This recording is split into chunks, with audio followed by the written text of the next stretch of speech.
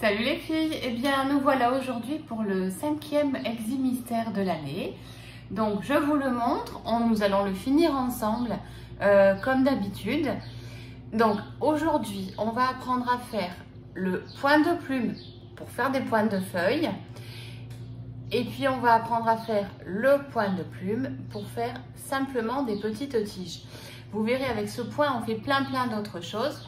En ce qui concerne le reste, on fera du point arrière et j'ai décidé de faire des coccinelles. Le printemps arrive, le printemps est là même. Donc on va faire des coccinelles, on va faire tout simplement du passé, on va les cercler avec un point de tige à un seul fil et on va lui faire des petits points de nœud. Voilà, allez, on se retrouve sur la planche, à tout de suite. Alors pour ce faire, j'ai utilisé uniquement 4 couleurs. Donc j'ai voulu faire du vert qui différencie un petit peu. Donc pour les feuilles, j'ai utilisé le 4045. Pour les petites tiges, j'ai utilisé du 4065.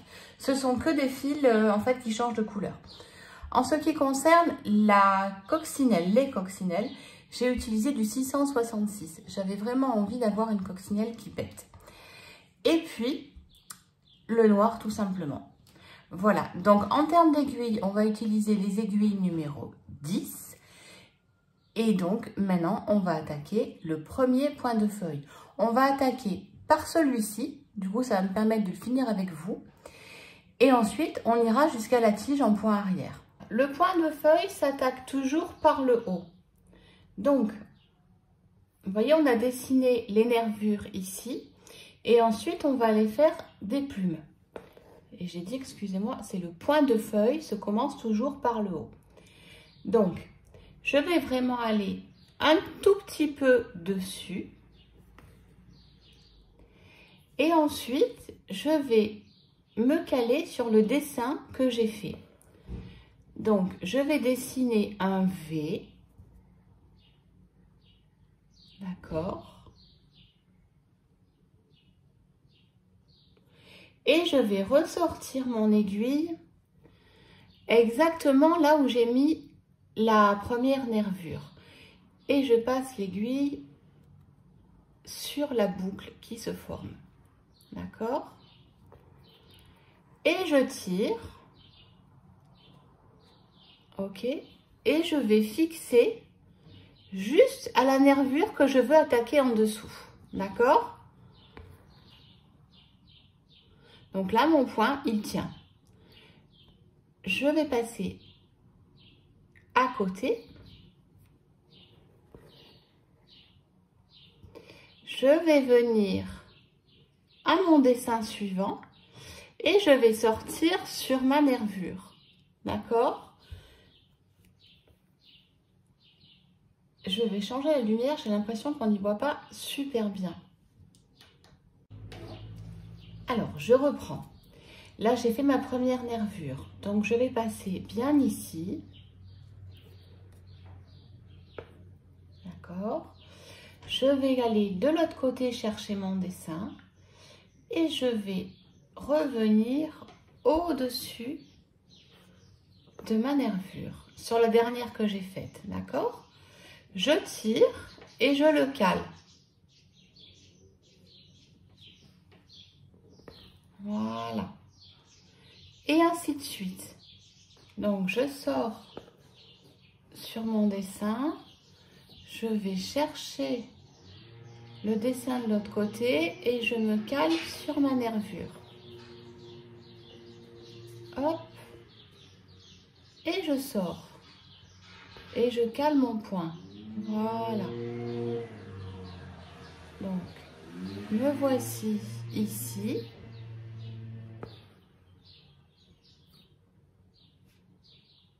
Je suis toujours mon dessin. Alors là, vous voyez, on les fait très rapprochés pour que ça dessine une feuille. D'accord? Et tout à l'heure, on va voir qu'en faisant le même point, mais d'une autre manière, on va pouvoir faire ce genre de dessin qui est totalement différent, mais on se sert de ce point de plume systématiquement. Vous voyez, là, je les écarte un petit peu. C'est vraiment à vous de donner la forme que vous souhaitez à votre feuille avec ce point de plume.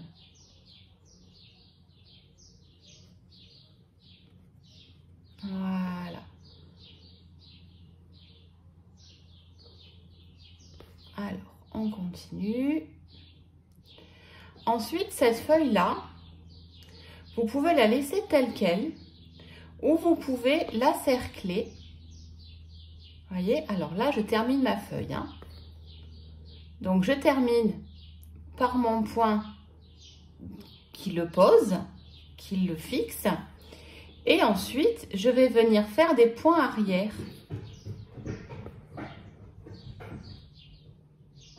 Donc, comme ça.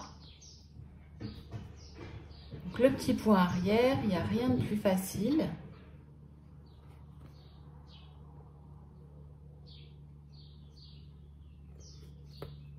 Hop, et j'ai perdu mon aiguille. Voilà. Donc, j'ai renfilé mon aiguille et je vous montre le point arrière. Bon, le bruit que vous entendez, c'est mon chien qui vient d'arriver dans l'atelier et qui ne sait pas où se poser pour avoir des câlins. Mais c'est pas trop le moment là. Alors, vous voyez, je vais continuer comme ça. En fait, ce qui fait joli dans ce point-là, c'est qu'il faut que ce soit régulier. Si vous le faites petit, ça fera des boulettes. Il faut vraiment le faire un petit peu long pour que ça fasse comme des, comme des petites tiges d'herbe. Voilà. Donc là, ça y est, on a fini notre feuille. Maintenant, je vais vous montrer, donc on va l'arrêter. Et je vais vous montrer autour ce qu'on va faire. Vous n'êtes pas obligé. Moi, je trouve que ça le termine et que ça peut être pas mal. Alors, là, on vient de terminer notre feuille. Et pour arriver à bien la faire bien jolie, là, on va lui faire tout simplement un point de tige tout le tour. Donc, je vous remonte le point de tige brièvement, mais ça, on sait faire. Toujours la boucle vers le bas et des petits points qui reviennent les uns derrière les autres. D'accord? Donc là, c'est que je l'ai fait à un seul fil, juste pour que ça donne le ton à la feuille, mais que ça ne fasse pas trop gros et trop lourd. D'accord? Alors ça, vraiment, c'est à votre convenance et à votre guise. Si vous trouvez que ça fait trop lourd, vous n'êtes pas obligé de le faire. Donc ce coup-ci, c'est vrai qu'on va utiliser uniquement du fil à broder. Hein. Je n'ai pas utilisé de grosses artilleries. Peut-être que je mettrai un petit peu des perles à la fin, si ça fait un petit peu tristouille. Mais je ne pense pas. Alors là, je passe de l'autre côté de la feuille. Et je continue.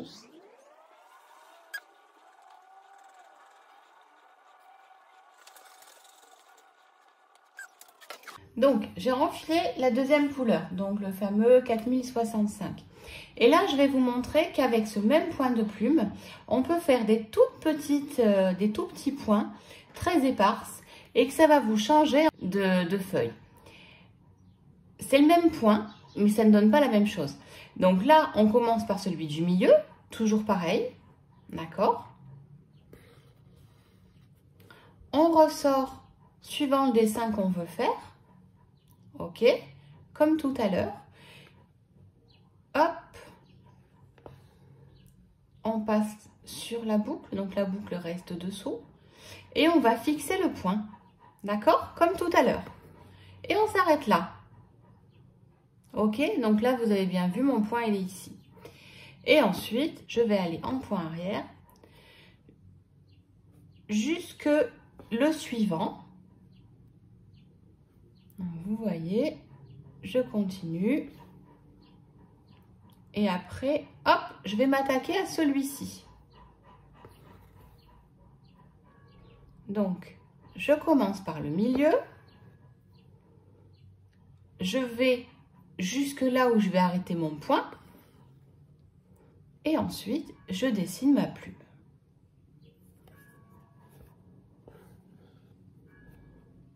D'accord? Je ressors là où je suis rentrée, je laisse ma boucle en dessous et je tire. Et le voilà terminé. Et puis je vais en faire encore un ici. Donc pareil, je commence par le milieu. Hop, je bifurque et je vais le finir. Voilà. Et je le rejoins l'autre. D'accord? Et je vais attaquer celui-ci qui est tout petit. J'attaque bien par le milieu. Vous voyez? Comme ça.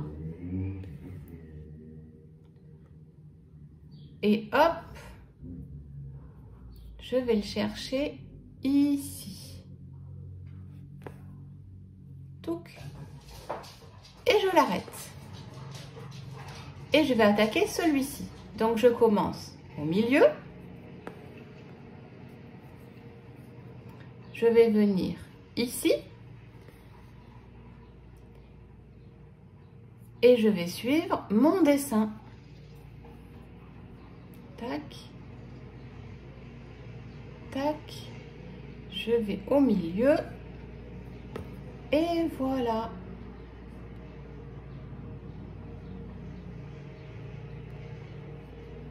Et je fais mon point d'arrêt. Et là, il y en a encore un à droite. Donc, je continue par le milieu. Donc, vous voyez, ça vous fait des points qui sont très, très éparses. On dirait plus, en fait, des brindilles que des feuilles. Mais ça dessine aussi des petites feuilles. Donc, ce point de plume est vraiment multi-service. Et c'est un point qui est très, très fin, en fait. Voilà. Et là, on y va en point arrière pour terminer. Pour rejoindre la grosse tige. D'accord? Je fais mes tiges. Et vous voyez, allez, je vais attaquer celui-là maintenant. Donc, je vais jusque là.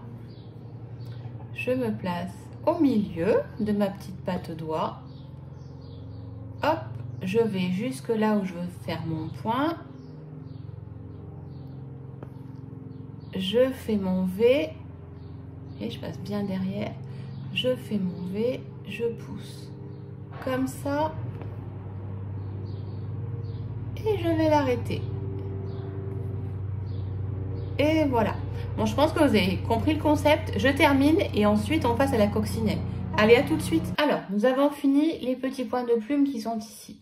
Maintenant, souvenez-vous, j'avais dessiné un petit rond au-dessus de la feuille pour faire une coccinelle. Donc, maintenant, nous allons faire du passé plat pour remplir la coccinelle. D'accord? Donc, nous allons faire le petit rond.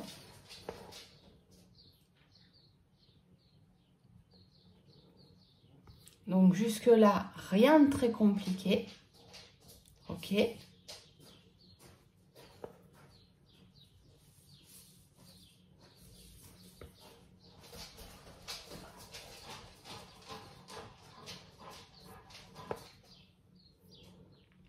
Et une fois qu'on l'aura terminé, on va la cercler elle aussi avec un petit contour en un seul fil.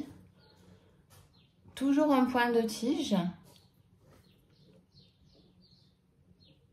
avec un seul fil quand on sera autour.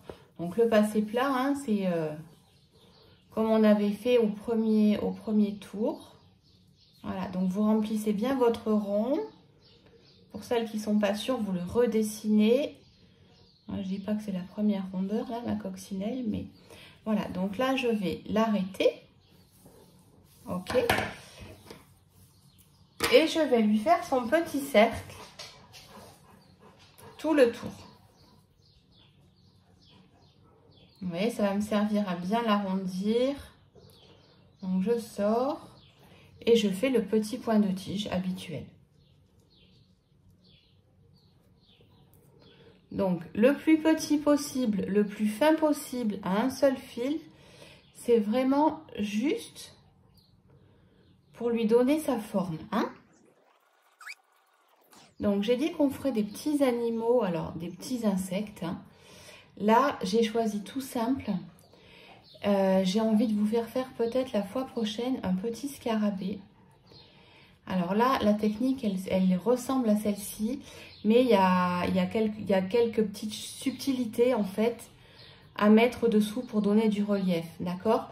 Donc, appliquez-vous à faire celle-ci et ensuite, on passera à l'étape supérieure, d'accord? Là, vous allez voir, il n'y a rien de compliqué. Et on a une jolie petite carapace de coccinelle. Voilà, le dernier point est ici. Ouh, c'est un peu dur. Voilà. Hop, je l'arrête. Et là, maintenant, je vais aller chercher un seul fil de noir. D'accord? Un seul suffit, puisqu'en fait, c'est vraiment une coccinelle qui est assez petite. Donc, on ne va pas aller plus loin. Donc, voilà, j'ai renfilé mon noir. Donc, on va lui faire un petit passé plat sur le milieu de notre coccinelle. Voyez? Juste un trait qui va délimiter. Hop, regardez comme elle est belle. Et on va y faire 2 ou 3 points, histoire de lui faire des petits pois. Donc, je pose, je tourne. C'est un petit point de nœud comme d'habitude. Alors, il est vraiment tout petit, petit, petit, petit. Hein. Et hop, voilà. Une.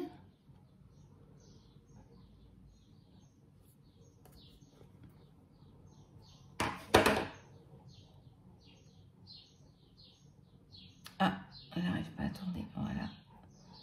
2.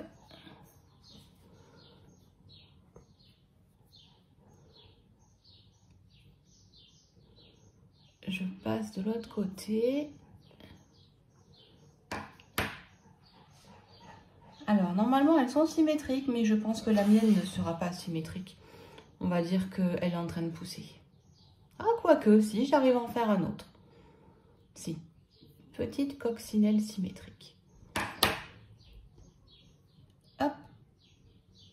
Voilà. Et pour lui faire le bout du nez, eh ben, on va faire 2-3 petits passés plats. 1 ou 2 même suffiront. Voyez, hop, au bout de notre rond rouge, histoire de signifier sa tête. Et voilà notre coccinelle. Voilà.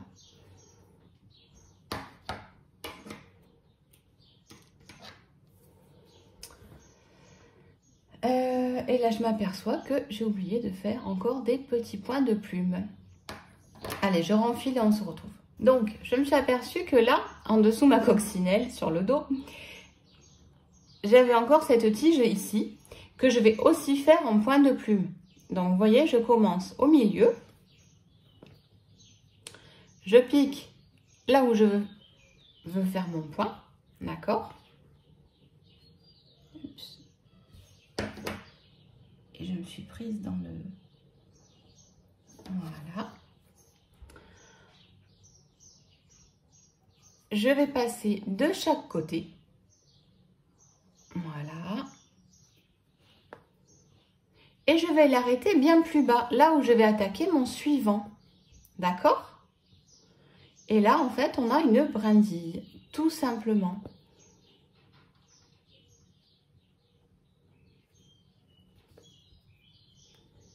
Ah, bon, j'ai encore désenfilé mon fil. Voilà, et je continue ma tige systématiquement. Hop, je vais sur mon côté, je reviens pile poil là où je suis sortie et je vais l'arrêter dans le point suivant. Ok.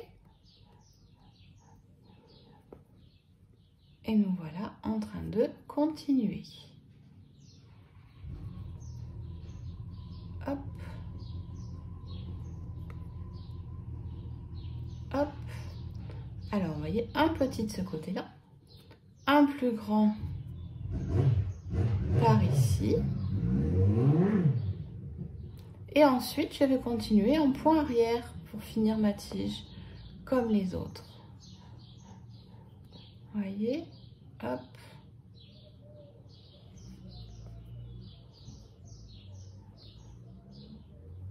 Voilà.